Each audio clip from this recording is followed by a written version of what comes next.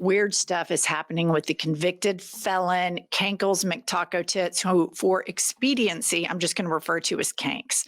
Okay, over Labor Day weekend, this is a guy who has the cameras following him everywhere, and he will not shut up. If he sees a camera, he beelines for it.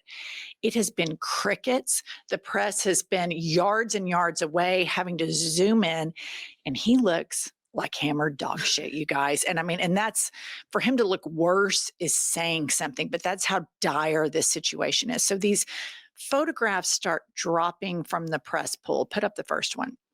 All right, here he is. This is the first proof of life, where he trots out to go play golf. And he did not allow the press to follow him playing golf. And, you know, he fancies himself an athlete and a great golfer. So I thought that was pretty interesting. And here's the next one. All right, this one right here, you guys.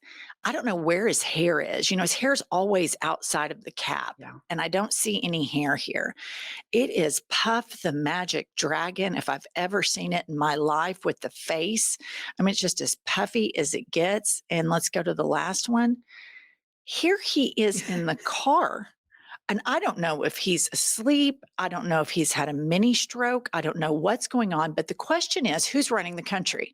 Because is this guy running it? Is Kanks running it? Absolutely not. I don't even think if he hadn't had this type of health emergency, he's running the country because number one, he doesn't give a shit. He cares about dolling up the Oval Office. But all of the like AI stuff that they're comparing and contrasting, like, I don't know. I just know he looks half asleep and that they propped him up. And I just think, here we are.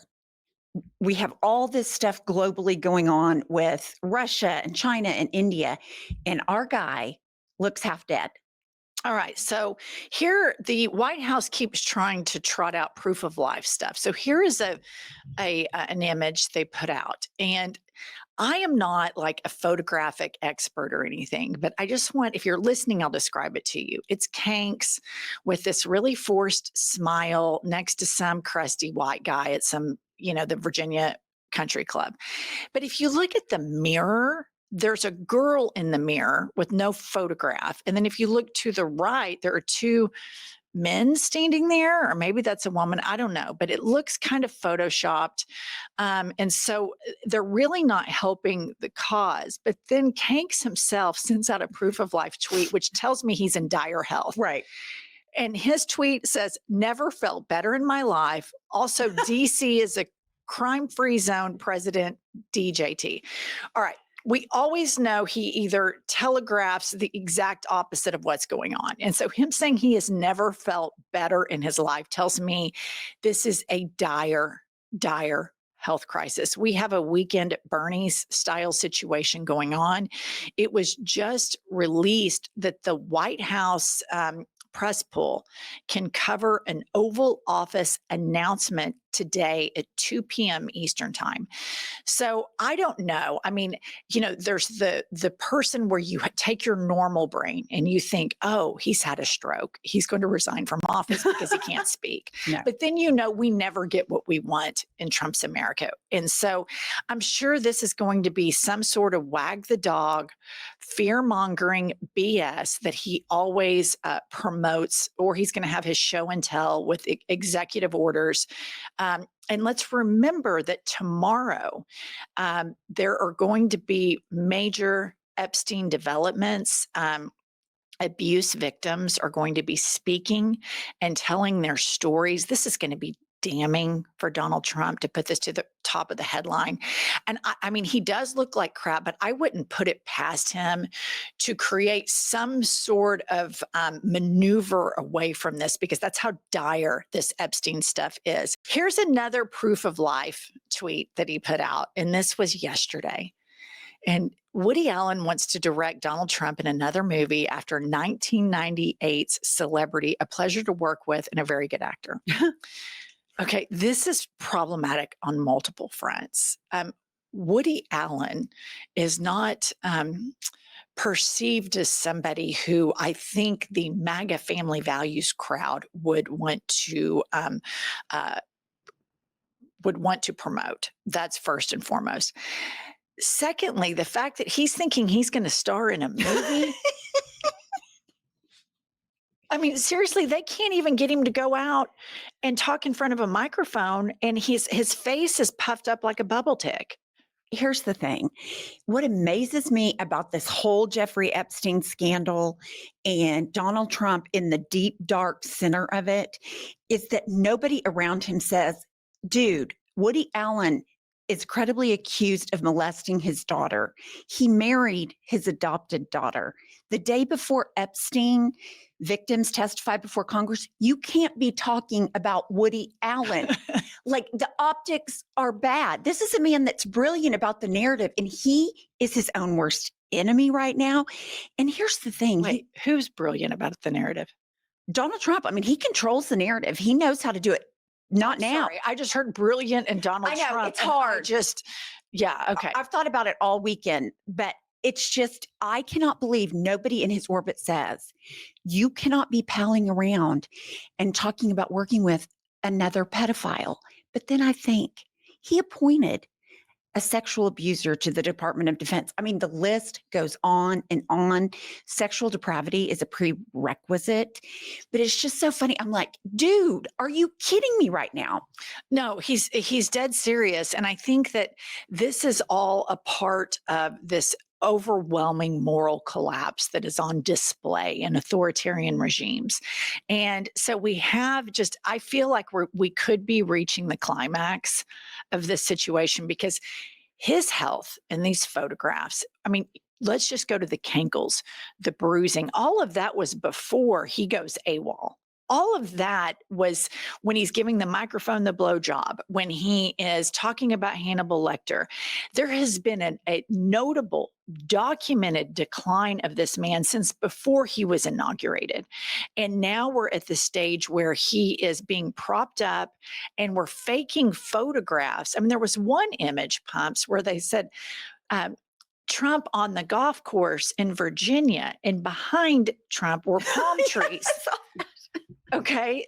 And so not only are these people bad at the cover up, they're stupid. Right. You're incompetent top to bottom. Right. Okay.